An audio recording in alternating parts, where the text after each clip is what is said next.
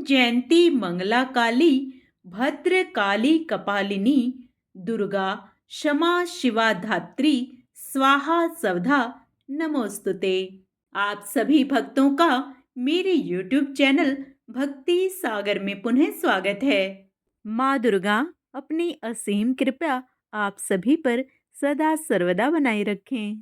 आज का अपना वीडियो शुरू करने से पहले आप सभी से विनम्र प्रार्थना है, यदि आप मेरे चैनल पर नए आए हैं और अभी तक मेरे चैनल को सब्सक्राइब नहीं किया है तो व्रत त्योहारों से संबंधित सभी जानकारियां प्राप्त करने के लिए, सभी व्रत कथाएं सुनने के लिए, प्रतिदिन के पंचांग की जानकारी प्राप्त करने के लिए कृपया मेरे चैनल को सब्सक्राइब अवश्य करें।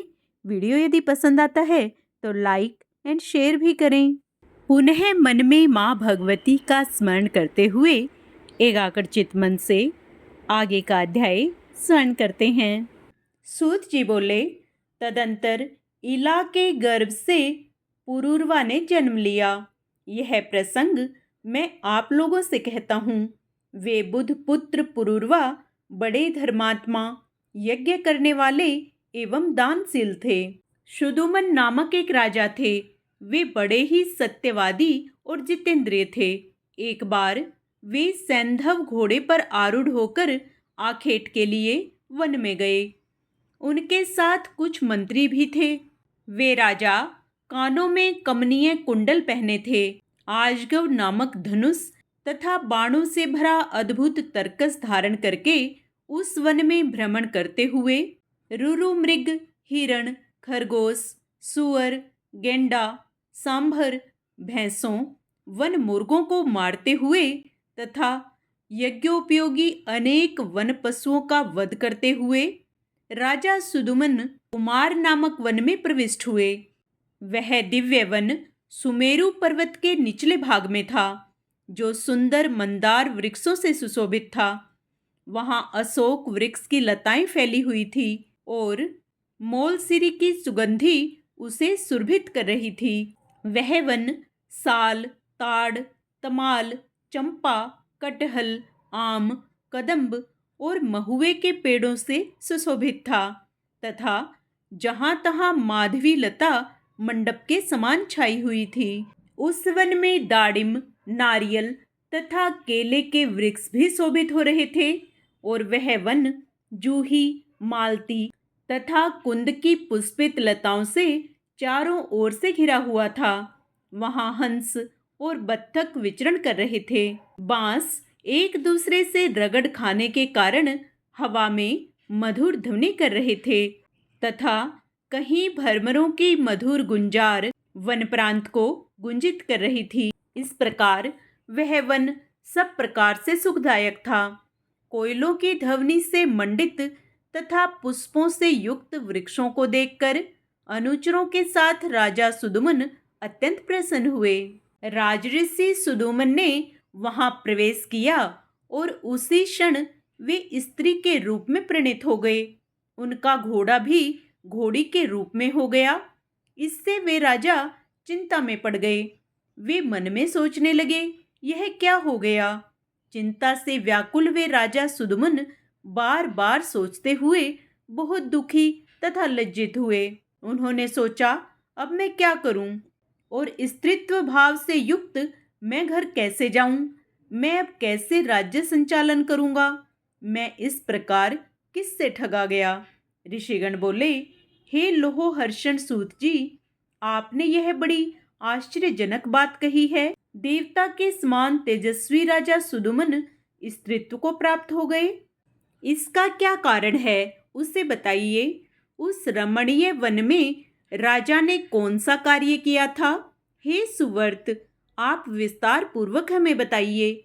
सूत जी बोले, एक समय की बात है, सनकादिक ऋषिगण अपने तेज से 10 दिशाओं को प्रकाशित करते हुए शंकर जी के दर्शन के लिए वहां गए थे। उस समय महादेव शिव पार्वती के साथ विहार कर रहे थे। इसी बीच उन सनकादिक ऋषियों को वहां देखकर पार्वती अत्यंत लज्जित हो गई। वे अति मानिनी पार्वती कांपती हुई लज्जित होकर अलग खड़ी हो गई। सनकादिक मुनि भी शिव एवं पार्वती को विहार करते देखकर वहां से तत्काल लौट नर नारायण के आश्रम में चले गए। भगवान शिव अपनी प्रिय पत्नी को लज्जित देखकर कहने लगे, तुम इस प्रकार लज्जित क्यों हो रही हो? तुम्हारे सुख का उपाय मैं अभी करता हूँ। हे वरानने, आज से जो कोई भी पुरुष इस वन में भूल से भी आएगा वह स्त्री हो जाएगा। उन शिवजी ने वन को ऐसा शाप दे दिया है, इसे जो लोग जानते हैं वे उस दोषपूर्ण वन का पूर्णतः परित्याग कर देते हैं। वे सुदुमन भी अज्ञानवश सचिवों के साथ उस वन में चले गए, जिससे वे अपने सचिव आदि सहित स्त्री हो गए। इसमें शंका का कोई कारण नहीं है। चिंताकुल होने के कारण राजा सुदुमन लज्जावश घर नहीं गए और उस वन प्रदेश से बाहर इधर उधर घूमने लगे। स्त्रीत्व प्राप्त होने पर उन महात्मा का नाम इला पड़ गया। इस प्रकार स्त्री रूप में घूमते हुए चंद्रमा के युवा पुत्र बुध से उनकी भेंट हुई। अनेक स्त्रियों के साथ भ्रमण करती हुई उस हाव भावमयी युवती रमणी को देखकर चंद्रमा के पुत्र भगवान बुध उस पर मोहित हो गए। वह रमणी भी उन चंद्रपुत्र बुध को अपना पति बनाने के लिए आकुल हो उठी। इस प्रकार परस्पर अनुराग के कारण कुछ दिनों में उन दोनों का संयोग हो गया। उस चंद्रमा पुत्र बुध ने इला के गर्भ से पुरूरवा नामक श्रेष्ठ चक्रवर्ती पुत्र को उत्पन्न किया। पुत्र को जन्म देकर वह इला वन में ही रहने लगी तथा चिंतातुर हो उसने अपने कुलाचार्य मुनि श्रेष्ठ वशिष्ठ जी का स्मरण किया। इला के स्मरण करते ही वशिष्ठ जी वहां आए। सुदुमन की यह दशा देखकर उन्हें बड़ी दया आई। तब उन्होंने समस्त लोक का कल्याण करने वाले महादेव शिव को प्रसन्न किया। वशिष्ठ जी पर प्रसन्न होकर भगवान शंकर ने उन्हें मनोवांछित वर प्रदान किया। वशिष्ठ जी ने प्रिय राजा सुदुमन के पूर्व पुरुष होने के लिए प्रार्थना की। शिवजी ने अपना वचन सत्य करते हुए कहा, हे ऋषे, आज से राजा सुदुमन 1 मास पुरुष और 1 मास स्त्री बने रहेंगे। इस प्रकार वरदान पाकर राजा सुदुमन पुनः अपने घर आ गए और वे धर्मात्मा वहां वशिष्ठ जी की कृपा से राज्य करने लगे। जब वे स्त्री के रूप में रहते थे तब वे अंतःपुर में रहते थे और जब पुरुष रूप में रहते थे तब राज्य करते थे, परंतु इस कारण उनकी प्रजा उनसे उद्विग्न होकर राजा के रूप में उनका अभिनंदन नहीं करती थी। कुछ समय के बाद जब राजकुमार पुरूरवा युवक हो गया तब महाराजा सुदमुन उसे प्रतिष्ठानपुर का राज्य सौंपकर वन में चले गए। अनेक प्रकार के वृक्षों से सुंदर लगने वाले उस वन में रहते हुए राजा सुदमुन ने देवर्षि नारद से सर्वोत्तम नवाक्षर नवार्ण मंत्र की दीक्षा ली और अत्यंत श्रद्धा भक्ति के साथ मन लगाकर वे उस मंत्र का जाप करने लगे। तदंतर भक्तों का उद्धार करने वाली जगजननी भगवती शिवा ने सगुण रूप धारण करके उन्हें प्रत्यक्ष दर्शन दिया। उस समय मनोरम तथा दिव्य स्वरूप वाली भगवती सिंह पर सवार होकर उनके समक्ष खड़ी हो गई। उनके नेत्र मद से परिपूर्ण थे। ऐसी दिव्य रूप धारिणी श्री दुर्गा देवी को अपने सामने देखकर स्नेह भरे नेत्रों वाले इलारूपी राजा सुदमुन प्रेम पूर्वक सिर नवाकर उनकी स्तुति करने लगे। इला ने कहा, हे भगवती, आपका जगत प्रसिद्ध वह दिव्य रूप जो संसार के लिए कल्याणकारी है मैंने देखा। हे जननी, सुर समूह से सेवित आपके भुक्ति मुक्ति प्रदायक चरण कमल की मैं वंदना कर रही हूँ। हे अम्ब, इस संसार में कौन मनुष्य आपको संपूर्ण रूप से जान सकता है, जबकि मुनि एवं देवगण भी उसे देखकर विमोहित रहते हैं। हे देवी, आपके संपूर्ण ऐश्वर्य तथा मुझ जैसी अंकिंचन पर दया यह सब देखकर मुझे आश्चर्य हो रहा है। हे माता, जब शिव, विष्णु, ब्रह्मा, इंद्र, सूर्य, कुबेर, अग्नि, वरुण, वायु, चंद्रमा और अष्ट वसु भी आपके प्रभाव को नहीं जानते हैं, तब भला गुण रहित मनुष्य आपके गुणों को कैसे जान सकता है। हे अम्ब, यद्यपि परम तेजस्वी भगवान विष्णु आपको समुद्र से उत्पन्न सब प्रकार के मनोरथों को सिद्ध करने वाली साक्षात सात्विकी शक्ति स्वरूपा लक्ष्मी के रूप में समझते हैं, ब्रह्मा भी आपको राजसी शक्ति स्वरूपा सरस्वती तथा शिव जी आपको तामसी शक्ति स्वरूपा महाकाली के रूप में जानते हैं, तथापि हे अंबिके, वे भी आपकी निर्गुणात्मिका दिव्य शक्ति को भली भांति नहीं जानते। हे भवानी, कहाँ तो अत्यंत मंदबुद्धि मैं और कहाँ मुझ पर अमित महिमाशाली तथा अमोघ प्रभाव वाला आपका अनुग्रह है। मैं आपके कारुणिक चरित्र को जानती हूँ, जो कि आप भक्ति भाव युक्त सेवकों पर सर्वदा दया करती हैं। यद्यपि कमलवन में वास करने वाली कमला होकर आपने भगवान विष्णु को पति के रूप में वर्ण किया है, तथापि वे मधुसूदन आनंददायक व्यवहार नहीं करते। वे आदि पुरुष विष्णु, आदि शक्ति स्वरूपा आपके पवित्र हाथों से अपना पाद संवाहन कराकर अपने चरणों को शुभ तथा पवित्र करते हैं। वे पुराण पुरुष भगवान विष्णु भी प्रसन्न होकर आपके चरणों का आघात वैसे ही चाहते हैं जैसे अशोक वृक्ष अपनी वृद्धि के लिए चाहता है। हे सुंदर चरित्र वाली देवी, आप विष्णु के विशाल, शांत एवं भूषणों से विभूषित वक्ष स्थल रूपी सैया पर सर्वदा निवास करती हैं।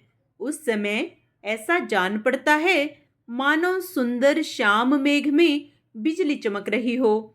तब वे जगदीश्वर होते हुए भी क्या आपके वाहन नहीं बन जाते? हे अम्ब, यदि क्रोधित होकर आप उनको त्याग दें तो वे भगवान विष्णु अपूजित और शक्तिहीन होकर कुछ नहीं कर पाएंगे, क्योंकि लोक में भी देखा जाता है कि श्रीहीन, गुण रहित एवं उदासीन पुरुष को उनके कुटुंबी जन भी त्याग देते हैं। क्या ब्रह्मादि देवगण भी किसी समय युवती रूप में नहीं थे, जो दिन रात आपके चरण कमलों का ही आश्रय रखते हैं? मैं तो मानती हूँ आपने ही उन्हें पुरुषत्व प्रदान किया है। अतः हे अनंत पराक्रमशालिनी, मैं आपकी शक्ति का क्या वर्णन कर सकती हूँ। आप न तो स्त्री हैं, न पुरुष, न निर्गुण हैं, न सगुण, ऐसी मेरी धारणा है। अतः आप जैसी भी हों, उन आपको मैं भक्ति पूर्वक बार बार प्रणाम करती हूँ। आप माता से मैं यही प्रार्थना करती हूँ कि आप में मेरी अचल भक्ति बनी रहे। सूत जी बोले, इस प्रकार स्तुति करके राजा सुदमुन उनके शरणागत हुए और भगवती ने भी अत्यंत संतुष्ट होकर उन्हें अपनी सायुज्य मुक्ति प्रदान की। तब उन देवी की कृपा से सुदमुन ने मुनियों के लिए भी अति दुर्लभ शाश्वत परम पद प्राप्त किया। सूत जी बोले, सुदमुन के दिवंगत हो जाने पर प्रजानुरंजन में तत्पर, गुणी एवं सुंदर महाराजा पुरूरवा राज्य करने लगे। उस रमणीय प्रतिष्ठानपुर में सर्वधर्मज्ञ तथा प्रजा की रक्षा में तत्पर राजा पुरूरवा ने सभी के द्वारा आदरणीय राज्य किया। उनकी राज्य मंत्रणा अच्छी तरह से गुप्त रहती थी और उन्हें दूसरे राज्यों की मंत्रणाओं का भली भांति ज्ञान रहता था। उनमें सर्वदा उत्साह शक्ति एवं उत्तम प्रभु शक्ति विद्यमान थी। शाम, दाम, दंड और भेद, ये चारों नीतियां उन राजा के वशीभूत थी। वे चारों वर्णों तथा आश्रमों के लोगों से अपने अपने धर्मों का आचरण करते हुए राज्य का शासन कार्य करते थे। वे राजा पुरूरवा विपुल दक्षिणा वाले विविध यज्ञ करते थे और पवित्र दान किया करते थे। राजा पुरूरवा के रूप, गुण, उदारता, शील, ऐश्वर्य एवं वीरता की प्रशंसा सुनकर उर्वशी उनके वशीभूत हो गई। उन दिनों वह भी ब्रह्मा के शाप से पृथ्वी पर मनुष्य योनि में आई थी। अतः उस मानिनी ने उन राजा को गुणी जानकर उन्हें पति के रूप में स्वीकार कर लिया। वह वरांगना इस प्रकार की शर्त रखकर वहीं रहने लगी। उसने कहा, हे राजन, ये दोनों भेड़ के बच्चे मैं आपके पास धरोहर के रूप में रखती हूँ। हे मानद, आप इनकी रक्षा करें। हे नृप, दूसरी शर्त है कि मैं केवल घी ही खाऊंगी और कुछ नहीं। और हे महाराज, तीसरी शर्त है कि सहवास के अतिरिक्त किसी दूसरे समय में मैं आपको कभी वस्त्र विहीन अवस्था में न देखूं। हे राजन, यदि आप इन कही गई शर्तों को भंग करेंगे तो मैं उसी समय आपको छोड़कर चली जाऊंगी। यह मैं सत्य कह रही हूँ।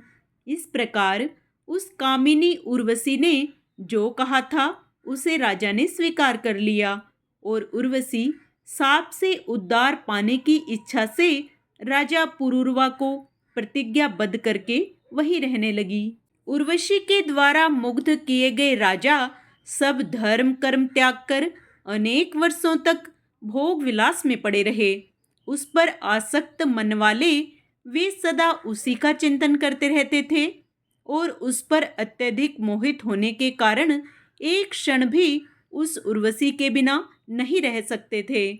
इस प्रकार जब बहुत वर्ष बीत गए तब देवलोक में इंद्र ने अपनी सभा में उर्वशी को अनुपस्थित देखकर गंधर्वों से पूछकर कहा, हे गंधर्वगण, तुम सब लोग वहां जाओ और प्रतिज्ञाबद्ध राजा के घर से भेड़ों को चुराकर उर्वशी को ले आओ, क्योंकि उर्वशी के बिना मुझे यह स्थान अच्छा नहीं लगता। अतः जिस किसी भी उपाय से उस कामिनी को तुम लोग लाओ।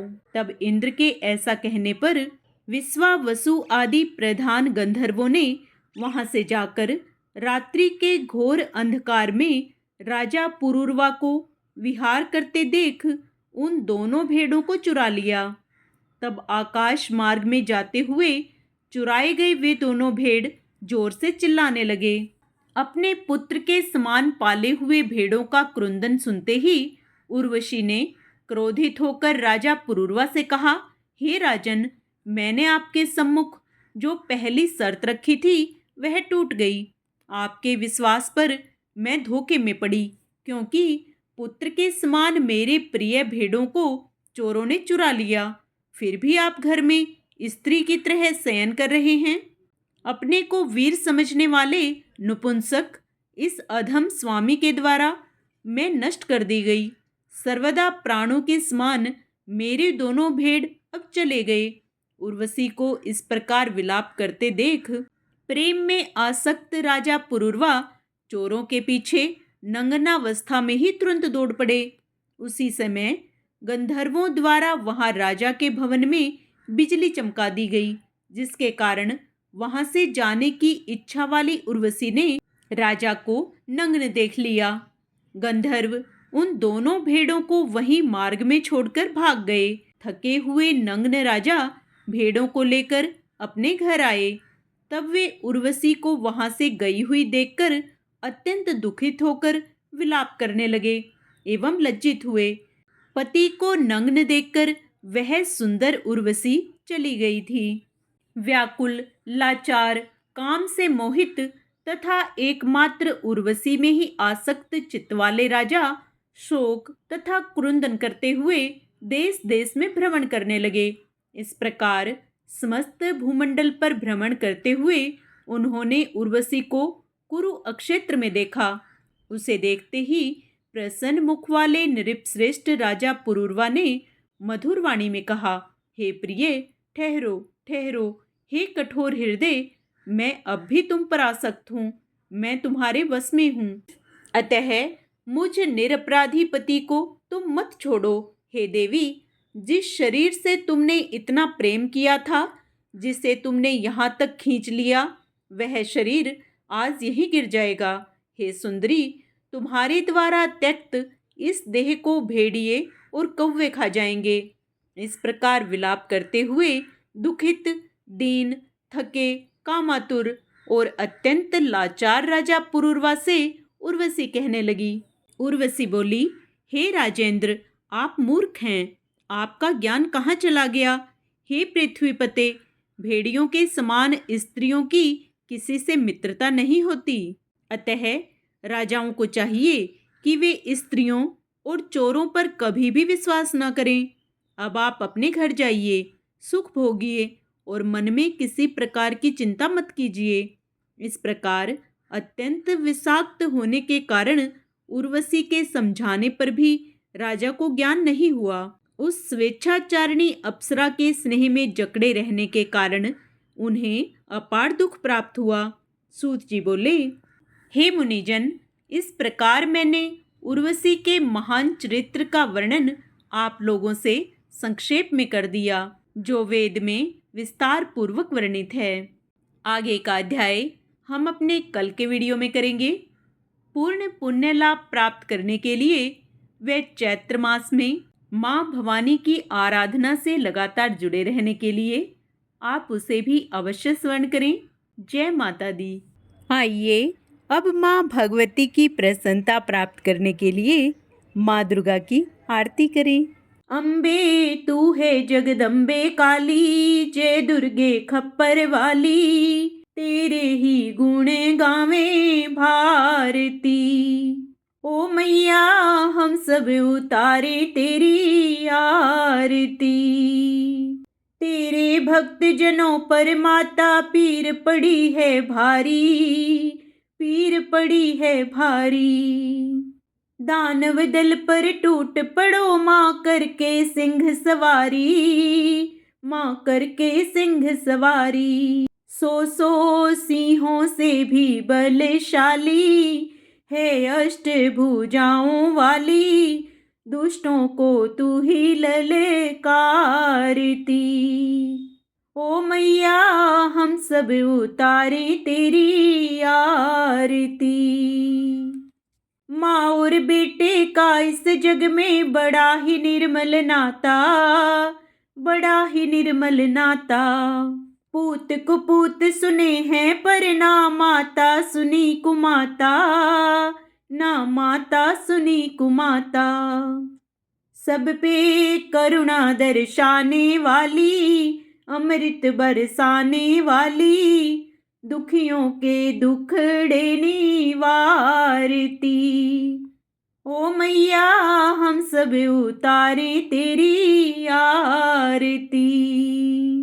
नहीं मांगते धन और दौलत, ना चांदी ना सोना, ना चांदी ना सोना। हम तो मांगे तेरे चरणों में एक छोटा सा कोना, एक छोटा सा कोना। सबकी बिगड़ी बनाने वाली, लाज बचाने वाली, सतियों के सत को संवारती। ओ मैया हम सब उतारे तेरी आरती। चरण शरण में खड़े तुम्हारी, ले पूजा की थाली, ले पूजा की थाली। वरद हस्त सर पर रख दो माँ, संकट हरने वाली, माँ संकट हरने वाली। माँ भर दो भक्ति रस प्याली, अष्टभुजाओं वाली, भक्तों के कारज तू ही सारती। ओ मैया हम सब उतारे तेरी आरती। अम्बे तू है जगदम्बे काली, जय दुर्गे खप्पर वाली, तेरे ही गुण गाएं भारती। ओ मैया हम सब उतारे तेरी आरती। जय माता दी।